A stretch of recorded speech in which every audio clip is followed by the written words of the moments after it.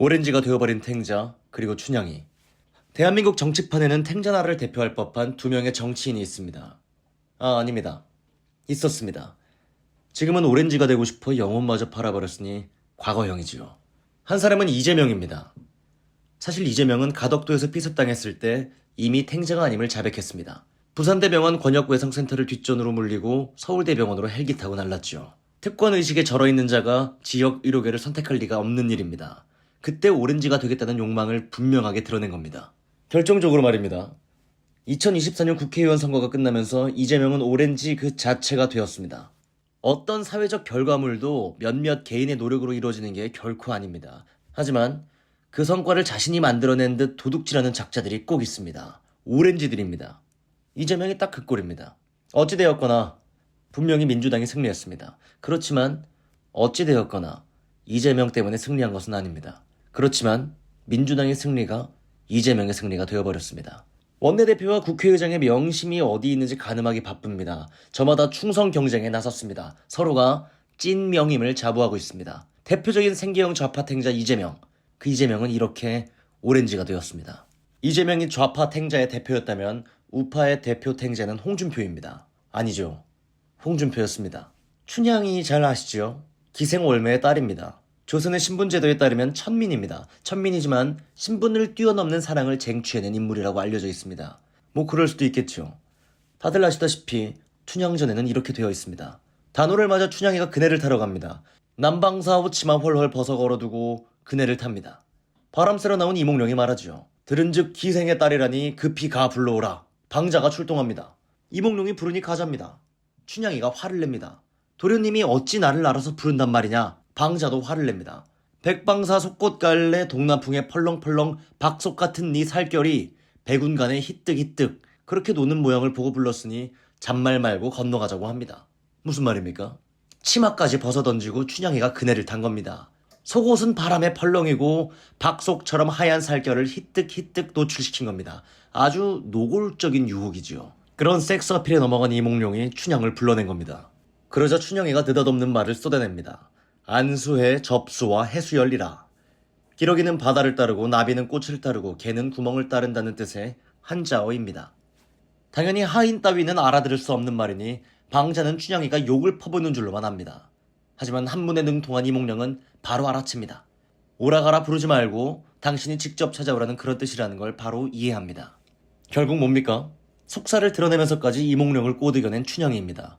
그러고는 적절한 틈을 타서 자신도 한문 정도는 구사할 수 있는 능력이 있음을 드러냅니다. 출신이 기생의 딸이고 직업이 기생이라고 해서 하룻밤 놀이객감으로 삼을 생각일랑 말라는 게죠. 뒷이야기는 아시지요? 변학도사또가 등장하고 어쩌고 하지만 춘향과 이몽룡은 부부의 연을 맺고 행복하게 살았답니다. 홍준표에 대해서 말한다더니 뜬금없이 웬 춘향전을 들먹이느냐고요. 홍준표의 행태가 바로 춘향이와 같아서입니다. 춘향이는 자신의 육체를 무기 삼아 이몽룡을 유혹합니다. 숨겨둔 솜씨가 있음을 은근슬쩍 드러내기도 합니다. 그러고는 마침내 신분 세탁에 성공했습니다. 홍준표가 그렇지 않나요? 4.10 국회의원 선거가 국민의힘 패배로 끝났습니다. 윤석열이 간절히 바란 게 있습니다. 한동훈 탓에 졌다고 나서줄 사람이 필요했습니다. 그렇게 나서줄 사람을 만나서 그런 얘기를 듣고 나누고 싶었을 겁니다. 이때 윤석열 방패와 한동훈 저격수로 변신한 홍준표가 등장합니다.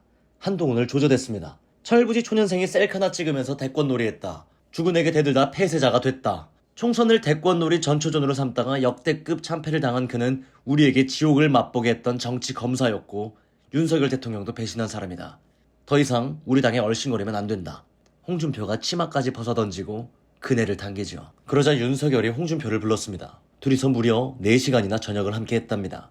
그 4시간 동안 어떤 말들을 주거니 받거니 했는지 밝히고 싶어 입이 얼마나 근질근질 거렸을까요?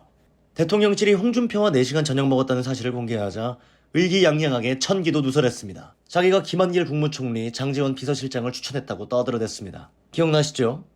국민의힘 대통령 후보가 되고 나서 윤석열이 홍준표더러 이렇게 말했습니다. 우리는 깐부다. 그렇지만 홍준표는 이렇게 말했습니다.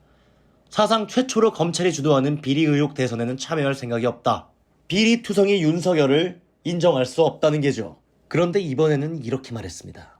윤석열 대통령이 우리 당에 들어와 정권 교체도 해주고 지방선거에서도 대승하게 해주었다. 홍준표가 히뜩히뜩 속살까지 내보여준 겁니다. 이렇게 찐 윤으로 거듭난 홍준표. 춘향이가 이몽룡을 꼬드겨 신분 세탁에 성공했듯이 홍준표도 마침내 대통령 자리에까지 오를 수 있을까요? 턱도 없을 일이겠지만 그런 건 중요하지 않습니다. 역시나 홍준표.